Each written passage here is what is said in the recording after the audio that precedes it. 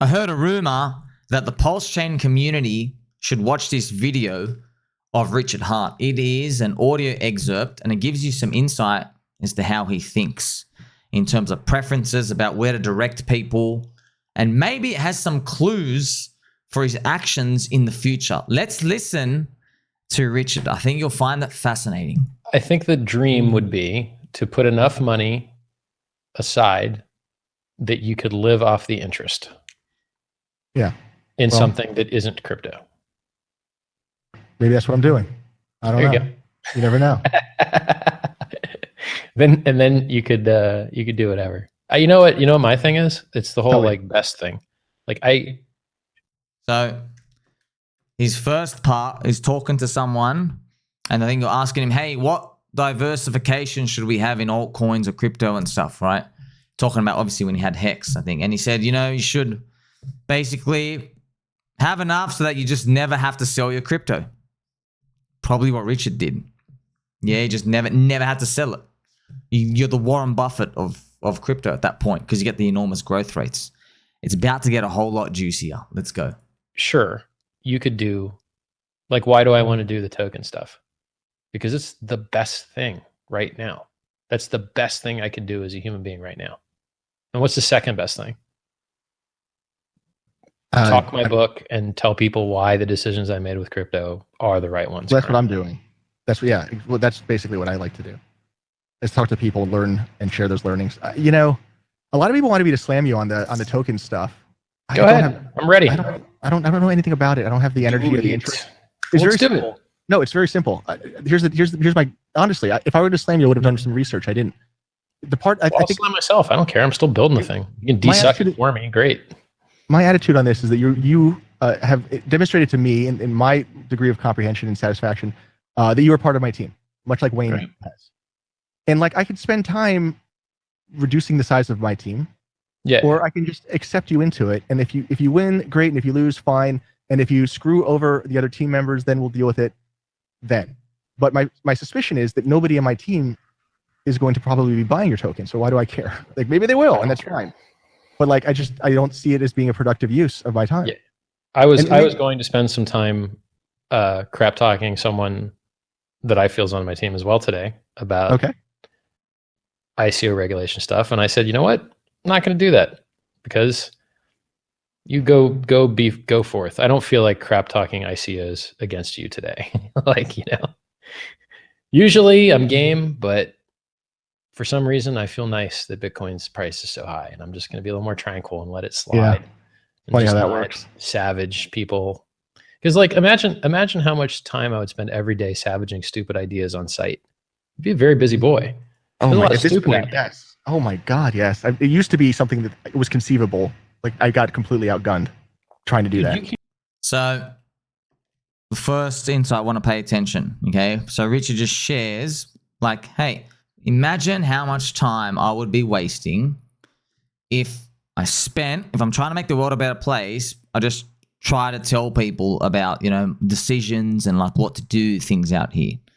Okay. And people involved in scams or whatever. Okay. So watch the next part. You can't even read all the papers that come out. You couldn't, if you spent all day reading every new paper that comes out, you can't even keep up, dude. Mm-hmm. I know. So I guess I could delegate it. I could create but to what end? To what end? I was going to say, what does that achieve? You're going to have 99% the same results on all of them. Do you remember that I had this conversation with you the first time we met?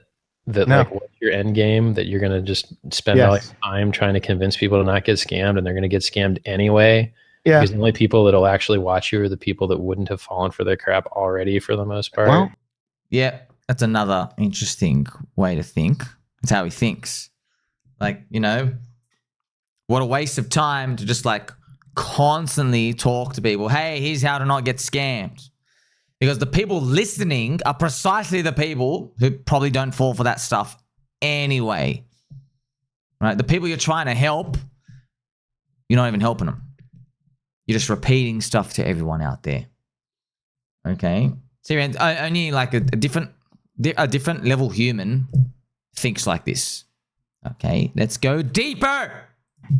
I got to say, you're doing a little bit of that with the Roger Vera interview, from my judgment, and I don't think that that's wrong or bad. but I see that in you a little bit too. But there's a difference between not promoting scams and promoting Bitcoin. There's slightly different. Well, saving people from scams. Not promoting scams, you mean like basically like sabotaging scams, yeah.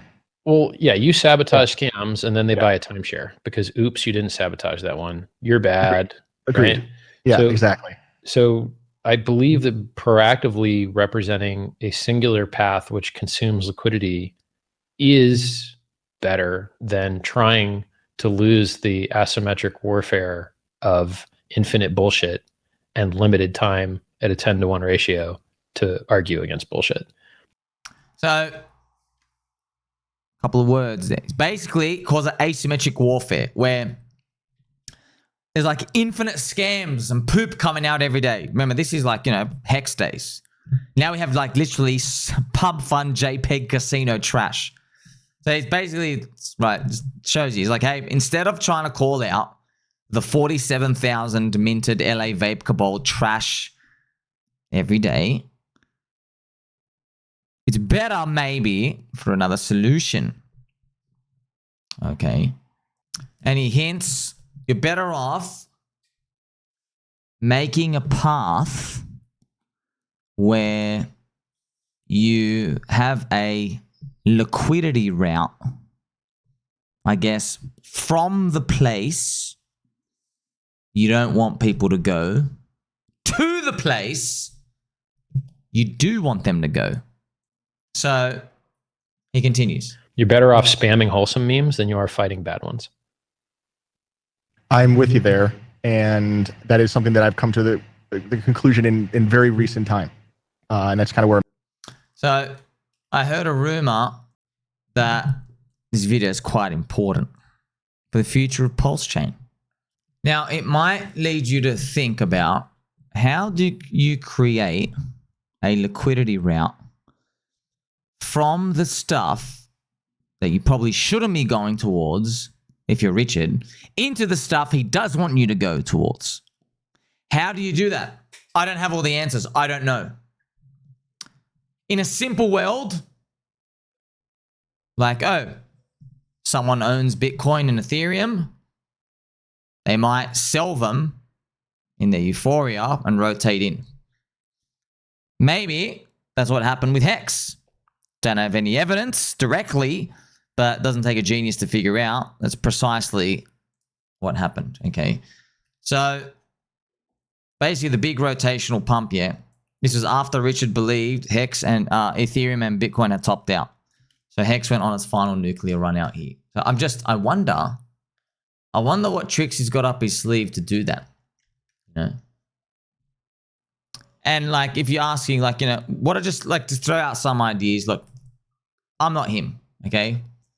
As far as I'm concerned, he doesn't even like some of the coins out there. But, you could think of one scenario, a straight rotation.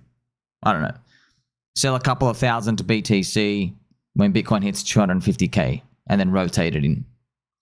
But then I think about, okay, but if you're playing chess, what if people just sell? I don't know. Maybe there's something else there. Maybe part of that Bitcoin value pegs something. I don't know. Does it do something with the people's Bitcoin, PWBTC? Does it do something with PDI? Does it do something with other coins? I don't know. I don't have the labyrinth of the puzzle pieces connected. I'm just a believer. I don't know the answer. I don't need to actually know the answer. Okay, because I know even if you tell me the answer, if there's a red candle tomorrow, I'm going to think about other stuff anyway. All right. And by the way, people wouldn't even really believe until they actually see the prices going up. So I don't have all the answers, but it is this video. We paid attention to it. That's why I covered it here for you. Now, of course, friends, like, I know if you're sitting on the sidelines, maybe you're new, maybe it's your first cycle. Yeah. I know a lot of people get frustrated, right? See, when my Game Boy runs out of batteries, I get frustrated too. You're frustrated because you just want to be told a direct answer. Well, here's the problem, okay? Firstly, you're not a billionaire and someone else is. Problem number one. Problem number two, you don't know how a billionaire thinks. All right? And problem number three, You don't know that the billionaire is trying to become a trillionaire. All right? How does a billionaire think? Well, remember, usually in crypto, when someone makes a coin, a community, a token, a network, there's insiders, right? There's developers, there's the receptionist, there's broker deals, there's coins for exchanges, there's insiders, like Chainlink have Chainlink Team and Chainlink Labs. Tron, Justin Sun's got his his Asian hookers and stuff out here. Charles Cuckinson, he's got his farm friends, whatever they do out there at 3 a.m. at night. Everyone's got a team of insiders, right? I mean, like one of the Corridanzo co-founders just rugs everybody for $10 million a project now. You know that Japanese dude? There's insiders everywhere. Vitalik and Ethereum, insiders, yeah? Insiders, teams, close team. Okay. This is one of one. Richard, with a guy who may or may not wear a top hat sometimes, there's no insiders like that. There's probably people close in a circle, kinda, but I don't think everyone knows everything. How do you know this? The guy who literally coded Hex only made 2 million in Hex and he sold the top last cycle. All right. Developer Kyle. So developer Kyle Hex. Okay, I'll show you him. This is him. Dev Kyle. He sold the top of Hex. I think he only had 4 or 5 million Hex at the time. So you think, hey, but Sommi, $2 million is a lot. Okay, sit down. If you knew that someone was going to send something up 10,000x, wouldn't you have bought more than $4,000 worth of it? Yeah? Well, he didn't. He's like, might work, might not. Obviously, he didn't get told the plan. Okay, I bet you'd like to go back in time, back when Hex was even below a cent and freaking go all in. Actually, Gunny Boo Gunther, who rugged us 8 times, Gunther actually did go all in. He DCA'd every single week, his wage up here. He had theoretical, I think he had 180 million Hex up the top. I think it was worth maybe at the top 60, 70 million, but it was all staked and stuff, okay? Just showing you the extent of that. It's kind of funny. Dev Kyle was a true insider relative to everyone else. He freaking coded Hex. He made the T-share system. And then Gunny Boo accumulated 40 times more size than him. He put in 40 times more money. So Gunny Boo, I think he DCA'd his entire wage for the year, put in 50 grand. Yeah, it turns into whatever, 40, 50 million. That's wild, man. That's wild. You went 50 times harder than the guy who made the freaking token, who actually coded it. It proves how Richard work doesn't work. It doesn't work like everyone how they think. And that's why I'm telling you, when you start to think like a billionaire who has a legacy, who wants to make the world a better place, who's trying to become a trillionaire, who's trying to have a seat at the table next to Elon Musk, the dynamics are different. Yeah, he doesn't have this team of saps. And I shouldn't call them saps, but think about it, friends. Who believes more? The guy who you tell about what the plan is, or the people like us who just hold and we don't know the plan? We're just holding. Who believes more? We believe more. And he's a logical guy. He's like, wait a minute. These people, they don't even know what the plan is. They're buying more than you guys who might be on the inside in projects. Because they deserve it. They're here to fight forever. Okay, related to PulseChain, PulseX, Hex, Inc., everything. PDI, PWBTC, I don't know how all the stories end. Hopefully it's a happy ending in a very family-friendly way. Maybe the path becomes more clear later on, but I actually don't want to know the path. I don't want to know. You don't want to know either. Do you really want people who didn't hold as long as you to accumulate bigger positions when they didn't go through the pain? No, let them buy higher. And by the way, even if Richard came out and typed out his whole plan, no one's going to believe him anyway. Only you will. Look at this Bitcoin diminishing gains over time, friends. Look at this chart. See this red line? That's Bitcoin's yearly growth rate. It used to be 200%. Down here's 100%. Now it's down to 17%. Look how pathetic it is. S&P 500, 7.8% yearly growth rate. Now, this is 1 year growth rate, I think. So if you do halvening to halvening, that's how I actually look at it. I'll show you Bitcoin halvening. Halvening to halvening is right here, these are the numbers, right? 67% was the last one, 2020 to 2024. 67% per year. It's dropping, right? Used to be 96, 165, 400. See that? So what's the next one going to be? It's going to be diminished again. Now, BlackRock owns it. Bitcoin is captured. Richard's taught us all about it. Has no tech, has no privacy solutions. They're not even trying to advance anything. So it does make you think about the world in which a billionaire wears a top hat, lived on top of a sandwich shop. Richard Hart, who has more Bitcoin than Saylor, okay, not MicroStrategy, they have 595,000, but I think Saylor's personal stash is 22,000. Last he reported on it in 2020. I don't know what it is. Richard's got more than him. Vitalik has 240,000 ETH. Richard's got more ETH than Vitalik. Okay, not the OA SAC. Okay, that's different. So you're dealing in that world and you're like, wait a minute, the guy who's literally been telling you for 5 years, Bitcoin's got no tech, they're building no solutions. They make you literally suck middleman D because you've got to hand in your passport and your driver's license. Do you want to go to any exchange? It's literally just full on. It's government, right? It's government control stuff. Makes you think about his chess move, right? It really does. It's slowing down heavily over time. I wonder what he's going to do. You know, and look, it might be as simple as like, you know, he has another sacrifice. Could be that. And he grabs a lot of that Bitcoin source liquidity again. Could be. We'll see. But you know, friends, even with all this information, you can't help everyone because everyone's trying to make their own way. And we hear a lot of voices. Like you don't know, like, okay, one person's correct today, they're wrong tomorrow. But I want to just show you this, okay? There's another famous crypto KOL, hundreds of thousands of followers, Alex Lorenzo, if you've seen him. So I want to just share with you this story, a personal story of mine. In 2022, I tried to help Alex Lorenzo by warning him not to short the crypto market at the bottom in November 2022. Okay, literally the bottom. So literally, he was right here. Look at these quotes, man. He said, if you sell everything and short the market, you can make back all your losses. But if you keep holding onto this to DCA the dream, you will lose way more. That was literally the bottom to the day, by the way. It was literally the bottom to the day, November 16. I actually want to show you what was going around during that time. Look at these. Look at the thumbnails, man.